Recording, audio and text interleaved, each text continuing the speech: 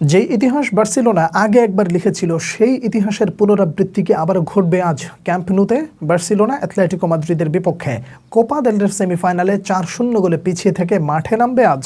প্রশ্নটা এখানে, হান্সি ফ্লিকের শিষ্যরা কি প্রতিশোধ নিতে পারবে? দেখুন, প্রতিশোধের কথা যখন আসে তখন আজকের এই ম্যাচটা শুধুমাত্র প্রতিশোধের না, ইতিহাস লেখার পাশাপাশি ট্রেবল জয়ের স্বপ্নটা বাঁচিয়ে রাখা, একই সাথে ফাইনালে যাওয়ার একটা অন্যরকম মঞ্চ তৈরি হতে পারে ক্যাম্প নুতে। কিন্তু এই পরীক্ষাটা কি মোটেও সহজ হবে? সহজ না হওয়ার পেছনের যে বড় কারণ, সেই বড় কারণের ভেতরে উল্লেখযোগ্য যেটা, গোল সংখ্যা কিন্তু 4টা। এটা মোটেও সহজ কথা নয়।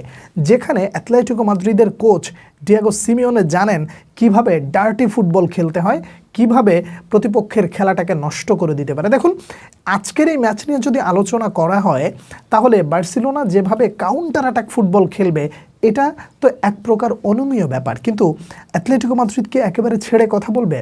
ছেড়ে কথা বলার সব থেকে বড় জায়গাটা হলো যে তারা যদি হার্মবল খেলা শুরু করে বা ডিফেন্সিভ ফুটবল খেলা শুরু করে বা বাস পার্কিং করা শুরু করে দেয়, তখন বার্সার জন্য বিষয়টাকে একটু কঠিন হয়ে যায় না? অবশ্যই কঠিন হয়ে যায়।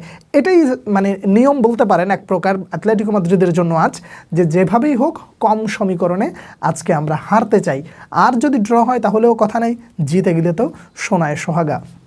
বার্সেলোনার পার্সপেক্টিভ থেকে একটা বিষয় খুবই ক্লিয়ার এবং একই সাথে সতর্কবার্তার যেই জায়গাটা সেটা হলো যে আগে যদি গোল খেয়ে যায় তাহলে তো ফিরে আসাটা আরও কঠিন হয়ে দাঁড়াবে, যে কারণে ক্লিন শিটের বিকল্প নেই। কিন্তু ক্লিন শিটের গল্পটা যখন আপনি বলবেন তখন দেখতে হবে যে গোলকিপার হিসেবে কে।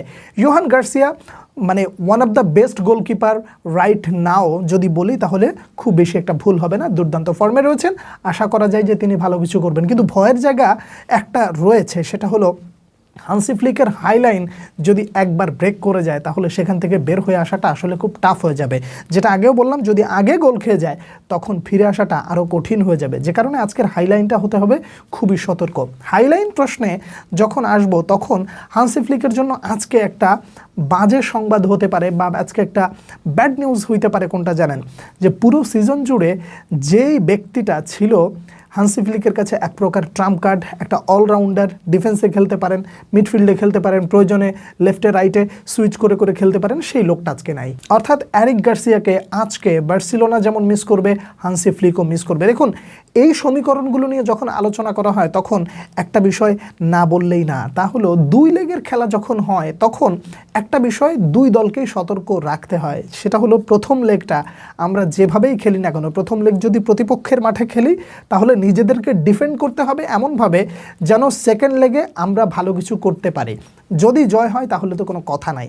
দেখুন, অ্যাথলেটিকো মাদ্রিদের বিপক্ষে প্রথম লেগে বার্সা যদি 2-0 গোলে হারতো, একটা কথা ছিল যে না, ফিরে আসার একটা সুযোগ আছে, কিংবা 1-0 গোলে হারতো, তবুও একটা কথা ছিল। কিন্তু সংখ্যাটা যখন 4 তখন বার্সার জন্য আসলেই কষ্টকর, দেয়ালে পিঠ ঠেকে যাওয়ার মতন অবস্থা। খেলতে হবে কিভাবে? ডু আর ডাই, হারানোর কিছু নাই। যদি আমরা এখান থেকে ব্যাক করতে পারি তাহলে সেটা হবে ইতিহাস আবার নতুন করে পুনরাবৃত্তি করার মতো। পুনরাবৃত্তি করতে পারবে কি পারবে না সেটা আরও পরের আলোচনা, কিন্তু ব্যাকফুটের আলোচনা যখন করলাম এরিক গার্সিয়ার নামটা চলে আসছে, ওই নামের সাথে আর একটা নাম যুক্ত হবে, সেটা হলো ফ্র্যাঙ্কি ডিয়াং। এই দুজন প্লেয়ারকে অবশ্যই আজকে বার্সেলোনা মিস করবে। আপনিও যদি খেলা দেখেন বা যেই খেলা দেখুক না কেন, বার্সা আজকে এই দুজনকে প্রচণ্ডভাবে মিস করবে। নেগেটিভ সাইড তো নিয়ে গেল, নেগেটিভ সাইড বলেছি 3টা, একটা হলো হাইলাইন, আর একটা হচ্ছে 2জন প্লেয়ারের না থাকা। কিন্তু পজিটিভ দিক নিয়ে যদি আপনি আলোচনা করেন সেটা হলো লামিন ইয়ামালের ফর্ম, মানে লামিন ইয়ামাল ফর্মে ফিরে আসার সাথে সাথে গত ম্যাচে যেভাবে হ্যাট্রিক করেছেন সেটা ছিল বার্সার জন্য একটা অন্যরকম প্রাপ্তি। ঘরের মাঠে বার্সেলোনা চলতি সিজনে যেভাবে দুর্দান্ত পারফর্ম করেছে, আজকে সেই ধরনের একটা দুর্দান্ত পারফরমেন্স করতে হবে, এর তো কোনো বিকল্প নেই। কিন্তু সেই জায়গায় যখন লামিন ইয়ামাল ঠিক আগের ম্যাচে হ্যাট্রিক করে আসে তখন আত্মবিশ্বাসটা আরও তুঙ্গে উঠে যায়, অনেক বেশি পজিটিভ মাইন্ড নিয়ে আজকে মাঠে নামতে পারে। লামিন ইয়ামালের সাথে আজকে মাঠে খুব বেশি করে দরকার সেটা হলো রাফিনহাকে দরকার। রাফিনহা যদি আজকে লামিন ইয়ামালের মোটামুটি একটু ছন্দটা যেভাবে ফিরে এসেছে সেরকম কিছু একটা দেখাইতে পারে, অর্থাৎ গত সিজনে রাফিনহা যেই ধরনের একক নেতৃত্বে ইন্ডিভিজুয়াল পারফরমেন্স দিয়ে যেভাবে বার্সাকে উদ্ধার উদ্ধার করেছে, রক্ষা করেছে, সামনে এগিয়ে নিয়ে গেছে। আজকে ওই রাফিনহাকে বার্সেলোনা খুব বেশি করে চাইবে যে এই রাফিনহাকে আজকে দলে খুবই দরকার। তার কারণ রাফিনহা যখন থাকে তখন দল একটা এক্সট্রা অ্যাডভান্টেজ পেয়ে যায়। বার্সেলোনার পজিটিভ যেই জায়গাগুলো নিয়ে আপনি কথা বলবেন সেই জায়গায় কিছু প্লেয়ারের নাম তো একদম উল্লেখ করেই বলতে হয়। আমি ব্যক্তিগতভাবে একটা প্লেয়ারকে অনেক বেশি পছন্দ করি এবং তাকে এগিয়ে রাখতে চাই, সেই ব্যক্তিটা হলো পেদ্রি। পেদ্রি যখন থাকে বার্সার অর্ধেক খেলা সহজ হয়ে যায়। আপনারা যারা জাভি এবং ইনিয়েস্তাদের খেলা দেখেছেন তারা নিশ্চয়ই ভালো করে রিলেট করতে পারবেন যে পেদ্রি যখন মাঠে থাকে তখন বার্সেলোনা মিডফিল্ডটা কতটা গোছালো থাকে। পেদ্রির সাথে আপনি ডানি ওলমোকে দেখেন, তিনিও মোটামুটি ভালো করছেন। কিন্তু এই সবগুলো বড় নামের মধ্যে ফার্মিন লোপেজ চলতি মৌসুমে বার্সার হয়ে যেই ধরনের পারফরমেন্স করে যাচ্ছেন এখন পর্যন্ত, সেটা আপনি অন্যরকম আশীর্বাদ বললেও ভুল হবে না। যখন বার্সা জিতে যায় তখন প্রশংসা হয় লামিন ইয়ামালকে নিয়ে, রাফিনহাকে নিয়ে, অথবা যে গোল করে তাকে নিয়ে। কিন্তু পর্দার আড়ালে থেকে যে মানুষগুলো কাজ করে যায় তার ভেতরে ফার্মিন লোপেজ অন্যতম একটা প্রতিভা চলতি সিজনে বার্সার হয়ে। তাই বলবো আজকের ম্যাচটা বার্সার জন্য ইতিহাস লেখা।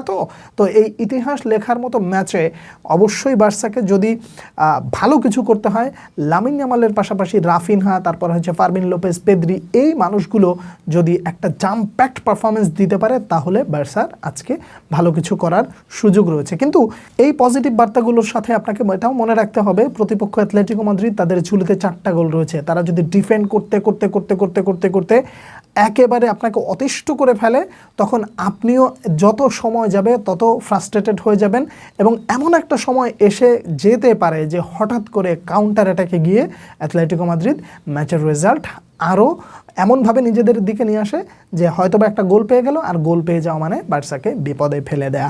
এই ম্যাচটা অবশ্যই একটা ইতিহাস লেখা হোক, বার্সেলোনা ভালো করুক, অ্যাথলেটিকো মাদ্রিদ নিজেদের ন্যাচারাল খেলাটা খেলুক, কিন্তু দিন শেষে আপনি আমি একটা অন্যরকম প্রতিশোধের ম্যাচ দেখতে যাচ্ছি যেখানে বার্সেলোনা ক্ষুধার্ত হয়ে মাঠে নামবে এবং ওই ক্ষুধার্ত বার্সেলোনার খেলা দেখার জন্য নিশ্চয়ই আপনি অপেক্ষা করছেন। বার্সেলোনা অ্যাথলেটিকো মাদ্রিদ কারা জিতবে নিশ্চয়ই আপনি আপনার প্রেডিকশন জানাবেন। একই সাথে বলতে পারেন দুই দলের কে কোন কোন জায়গায় এগিয়ে আছে, কে কোন কোন জায়গায় পিছিয়ে আছে।